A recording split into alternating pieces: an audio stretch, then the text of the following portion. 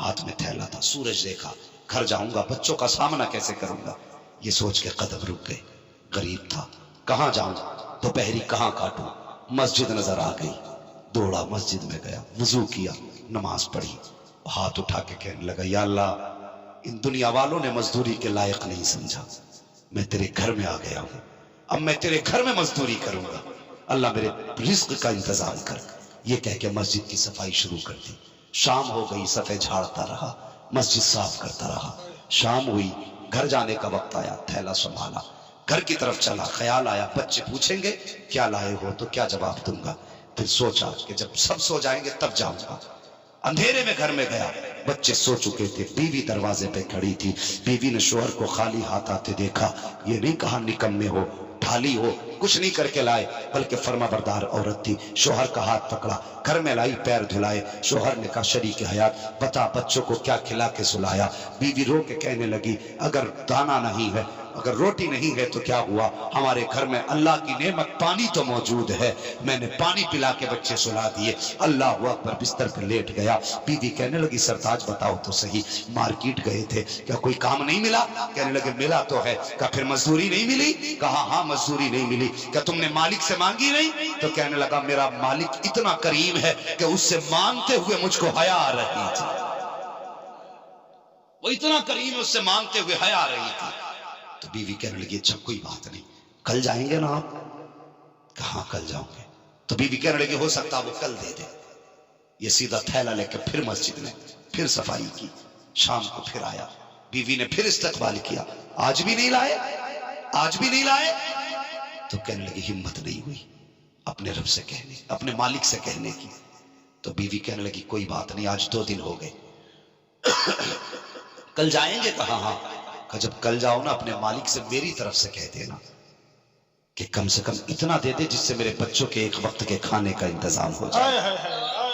اب بچوں کی بھوک نہیں دیکھی جاتی، کہ اپنے مالک سے اتنا کہہ دینا کہ میرے بچوں کے بھوک کا انتظام ہو جائے، 3 دن کی مزدوری بھلے نہ دے، ایک وقت کے کھانے کا پیسہ دے دے۔ اللہ اکبر، یہ سنا شوہر کی آنکھ میں آنسو آ گئے، روتا ہوا گھر سے چلا۔ آج جب مسجد کی صفائی کر رہا ہے، ادھر صفائی ہو رہی ہے، ادھر آنسو بہ رہے ہیں، روتا جا رہا ہے، صفائی کرتا جا رہا ہے۔ شام کا وقت ہوا، چیخ نکل گئی، رو کے کہنے لگا میرے مالک اب تک تو میں نے بیوی بچوں کو سمجھایا، لیکن آج میں کیا کہوں گا بیوی سے جا کر کے؟ میری بیوی نے مجھ سے یہ کہا تھا کہ اپنے مالک سے اتنا کہہ دینا اگر وہ 3 دن کی مزدوری نہ دے سکے تو کم سے کم مجھے ایک وقت کا کھانے کا انتظام کر دے۔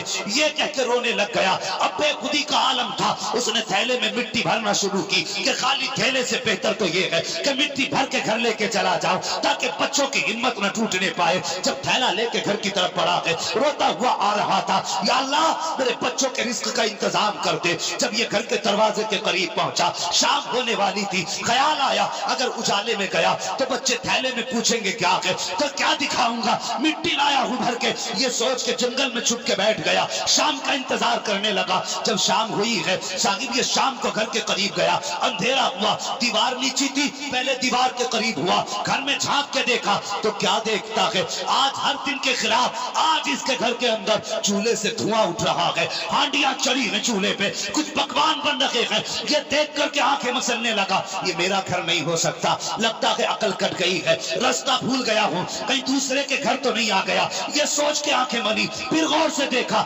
گھر تو میرا ہی ہے۔ اب خوشی سے دروازے پہ آیا، کیا دیکھتا ہے، دروازے پہ بیوی پہلے سے کھڑی تھی۔ جب دروازے پہ آیا، بیوی نے ہاتھ پکڑا شوہر کا، اندر لے کے چلی تو کھانوں کی خوشبو آ رہی تھی۔ اللہ اکبر، جب اس نے کھانوں کے پکوان دیکھے، بیوی سے کہنے لگا شریک حیات بتا تو صحیح یہ انتظام کس نے کر دیا؟ اللہ اکبر، عورت کہتی ہے آج پتہ چلا ہے کہ تمہارا مالک کتنا کریم ہے۔ کہا کہنا کیا چاہتی ہے؟ کہا کہ بات یہ لگی ہے، ذرا اندر تو آئیے۔ اندر لے کے گئی، صحن میں نگاہ ڈالی تو پورے گھر کے اندر رزق کے ڈھیر لگے ہوئے تھے، انبار کے انبار تھے۔ کہا یہ کس نے بھیجا؟ کہا جس کے یہاں مزدوری کرنے جاتے ہو اسی مالک نے بھیجا ہے۔ یہ سننا تھا، سجدے میں گر گیا اور رو کے اٹھا، پھر بیوی سے کہنے لگا بتا تو صحیح شریک حیات صرف کھانا بھیجا ہے یا پیغام بھی بھیجا ہے؟ تو سنو، بیوی نے کہا تھا اے میرے سرتاج، جو یہ رزق لے کے آیا ہے، جو یہ نعمتیں لے کے آیا ہے، صرف نعمتیں لے کے نہیں آیا،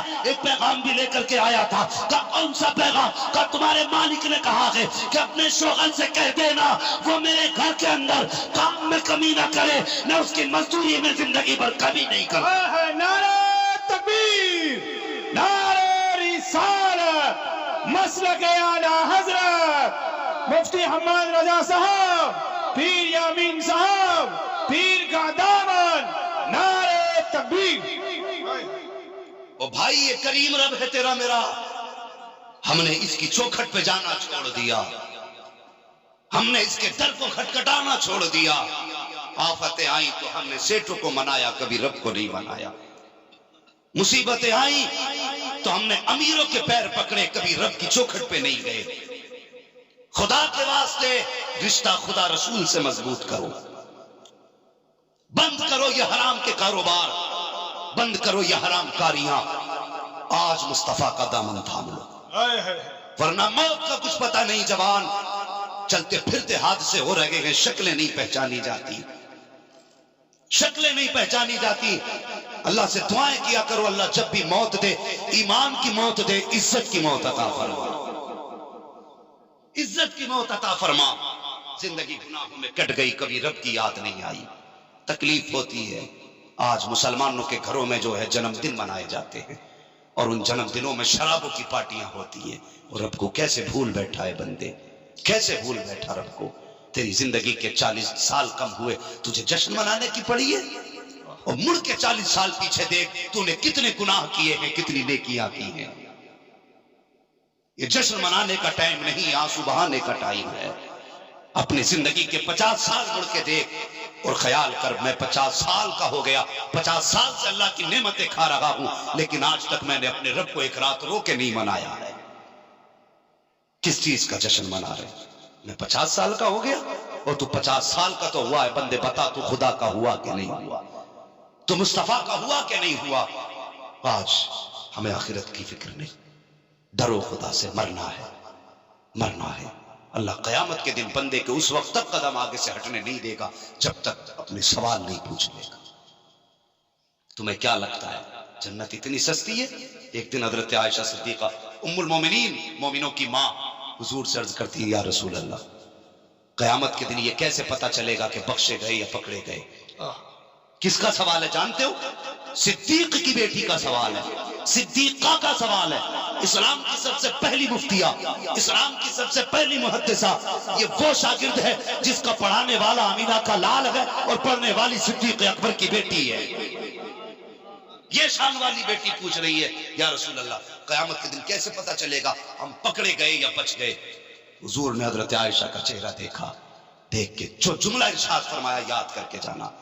فرمانے لگے، عائشہ، اگر رب نے اپنے کرم کی چادر ڈال دی تو سمجھ لینا بچ گئے، اور اگر رب نے صرف اتنا پوچھ لیا زندگی کہاں گزاری تو سمجھ لینا پھنس گئے۔ حضور میں بھی؟ حضور فرمانے لگے، ہاں عائشہ تم بھی۔ حضور کیا کہہ رہے ہیں؟ عائشہ، اگر وہ کرم نہ کرے تو تم بھی نہیں بخشی جا سکتی، تو تیری میری اوقات کیا ہے، کیا حیثیت ہے؟ سوچا ہم نے؟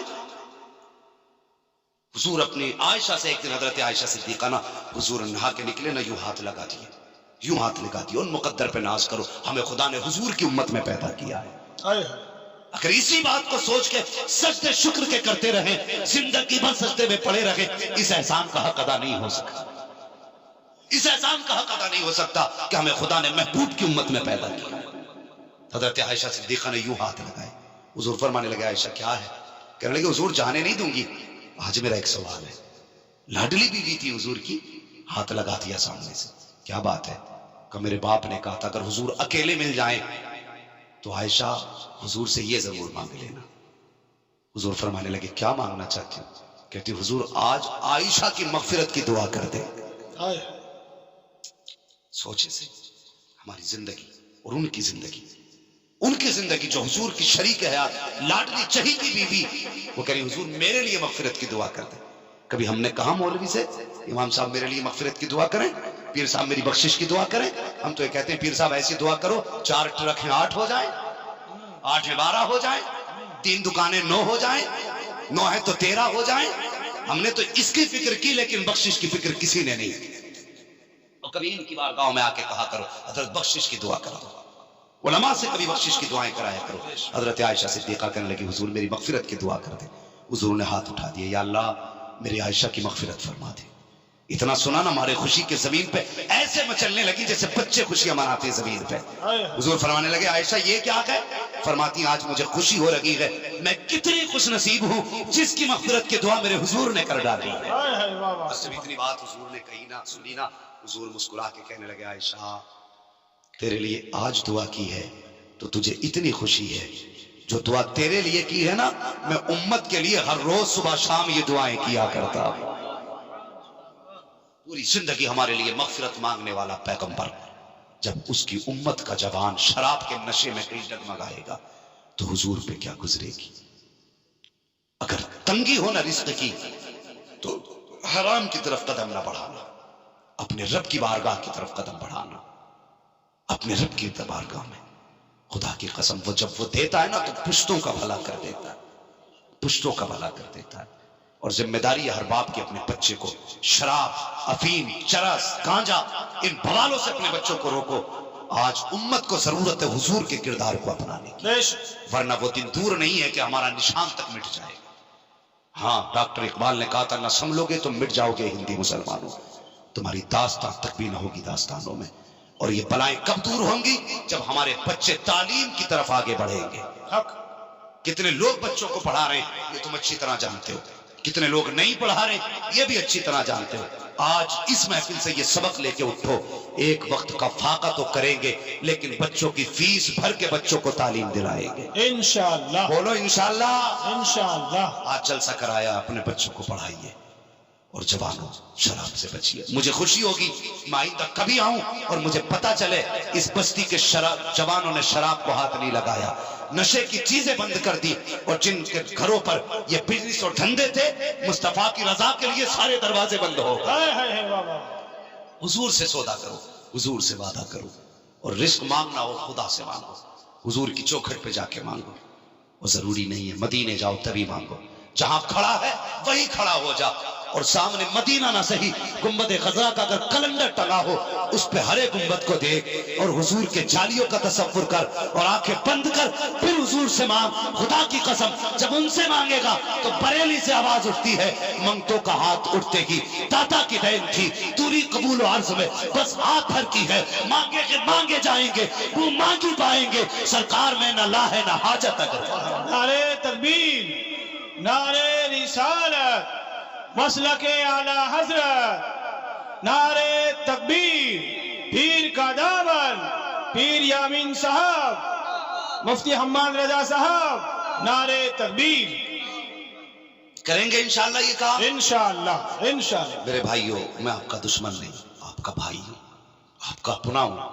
میں آپ کو گالیاں دینے نہیں آیا تھا, میں بس سمجھانے آیا تھا. امت تباہی کی دہلیز پہ کھڑی ہے, ضروری ہے ہمیں قدم سنبھالنے ہوں گے. کسی کی اوقات نہیں ہماری طرف نظر اٹھا کے دیکھ سکے. ہم جو برباد ہیں نا ہم اپنے اعمال کی وجہ سے برباد ہیں, اپنے اعمال کی وجہ سے برباد ہیں. ہاں اگر تم مجھے سن کے چلے گئے کوئی کمال نہیں, تم نے میرے ہاتھ چوم لیے کوئی کمال نہیں, مسافہ کر لیا کوئی کمال نہیں. کمال تو تب ہے جب سن کے جاؤ, صبح اٹھو کوئی پوچھے بتا سننے گیا تھا کیا تبدیلی آئی, تو کم سے کم تیرے منہ سے اتنا نکلے کہ رات جب گئے تھے تو اس وقت تک دنیا کے غلام تھے, جب پلٹ کے آئے ہیں تو مصطفیٰ کے غلام بن گئے. سبحان اللہ, سبحان اللہ, سبحان اللہ. واہ, یہ کامیابی ہوگی. بچوں زندگی بہتر کرو اور تعلیم کی طرف آگے قدم بڑھاؤ, تعلیم کی طرف پڑھو اور آگے بڑھو.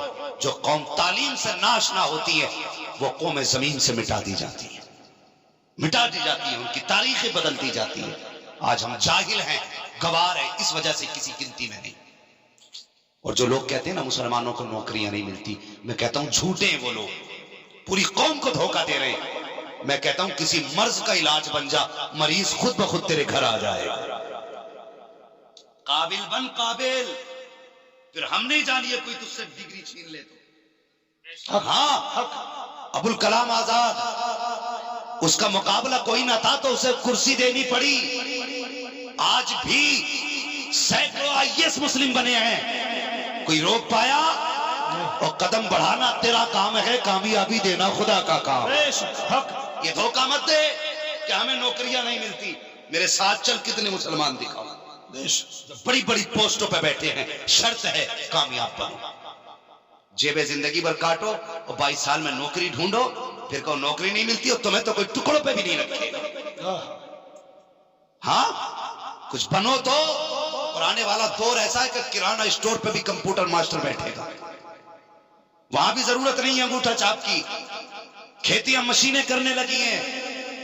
کس ہوا میں ہو، کہاں کھوئے ہو؟ بڑھو آگے، پڑھو آگے اور بچوں کو تعلیم دو. ہر باپ کی ذمہ داری ہے اگر بیٹا حرام کام کر رہا ہے تو اس سے روکے، اور نہ روکے تو اس سے رشتہ ختم کر دے. ایسا شخص جس کے گھر کے اندر حرام کے لقمے ہوں اسے سمجھایا جائے. اگر کھلے عام حرام کاری ہو رہی ہے تو سمجھاؤ، وارننگ دو. پھر بھی نہ مانے تو بائیکاٹ کرو اس کا جو حضور کا نہیں ہو سکتا وہ ہمارا نہیں ہو سکتا. سارے بولیں وہ حضور کا نہیں، جو ہمارا نہیں وہ حضور کا نہیں ہو سکتا. اور جو حضور کا نہیں وہ ہمارا نہیں ہو سکتا. نہیں ہو سکتا. یہ سب سے کہیں گے بچوں کو سنبھالیں. جو چھوٹے چھوٹے بچے بہک رہے ہیں انہیں تعلیم کے قریب کریں. اور اصل بنیاد ہے کہ اپنی بیٹیوں کو تعلیم دیں. اس لیے کہ ماں تعلیم یافتہ ہوتی ہے نا تو بیٹوں کی تربیت اچھی ہوا کرتی ہے. بیٹوں کو اس لیے پڑھا لیتے ہیں کہ بڑھاپے کا سہارا ہے. بیٹی کو اس لیے نہیں پڑھایا جاتا کہ یہ پرایا دھن ہے. یہی تو کہتے ہیں پرایا دھن ہے. یہ سوچ کے نہیں پڑھاتے. اور نادان بیٹا بڑھاپے کا سہارا ہے نا تو بیٹیاں آخرت کا سہارا ہے. واہ واہ واہ. بیٹے کو اس لیے تو نے 10 لاکھ دے کے پڑھایا کہ یہ تجھے بڑھاپے میں روٹی کھلائے گا، تو بیٹی کو یہ سوچ کے پڑھا یہ آخرت میں تجھے رب سے جنت دلائے گی. سبحان اللہ سبحان اللہ. ہاں تیری بیٹی ہوگی، کسی کے گھر میں جائے گی، بچوں کے قدم غلط دیکھے گی، ہاتھ پکڑ کے کہے گی نہ بیٹے ہمارے حضور کو یہ پسند نہیں ہے. بے شک. خدا کی قسم بچے استاد کی مانے نہ مانے لیکن ماں کی مانا کرتے. ہاں ہمارے سینوں میں کون سی سنیت ہے؟ یہ وہ ہے جو ہماری ماں نے ہمیں گھٹی میں پلائی ہے. اسے کوئی بد مذہب سینے سے نکال کے دکھائے. یہ کتابوں سے پڑھی سنیت نہیں، یہ ماں سے سنی سنیت ہے، یہ باپ سے سنی تربیت ہے. جب ہم چولہے پہ بیٹھ کے روٹی کھاتے تھے تو ہمارے ماں باپ ہمیں غوث پاک کی کرامتیں سنایا کرتے تھے. جو عشق بچپن سے سکھائے جاتے ہیں وہ سینے سے نکلا نہیں کرتے ہیں. لوگ ترقی کر گئے. میں پڑھ گیا بھائی، اب میں سلسلوں کے جھگڑوں میں نہیں پڑھتا. میں ڈاکٹر ٹھہرا MBBS ہوں، میں آدمی کی ہڈی بتا دوں، نسیں بتا دوں، جوڑ بتا دوں کہاں کس نس کا جوڑ ہے. اتنا جانتا ہوں تو کہ اتنا بھی نہیں جانتا کس کا کلمہ پڑھنا ہے. میں ڈاکٹر ہوں بھائی، میں مذہب و ذب کے چکر میں نہیں پڑھتا، میں اللہ رسول کو مانتا ہوں. یہ کہیں گے لوگ تعلیم پڑھنے کے بعد. لیکن سن ایک بات یاد رکھنا، کپڑے نئے بنا لینا، گاڑی نہیں نکال لینا، مکان نیا بنا لینا، جوتے نئے خرید لینا، لیکن دین 1400 سال پرانا رکھنا ہے. واہ واہ واہ واہ. دین نیا کرنے کی کوشش مت کرنا. دین وہی رکھنا جو صدیق اکبر کو مصطفیٰ نے. سبحان اللہ سبحان. دین وہی رکھنا جو عمر کو مصطفیٰ نے دیا. دین وہی رکھنا جو عثمان کو مصطفیٰ نے دیا. دین وہی رکھنا جو علی کو مصطفیٰ نے دیا. سبحان اللہ. اسے بدلنے کی کوشش نہیں کرنا. اگر یہ بدلا تو تم بدل جاؤ گے.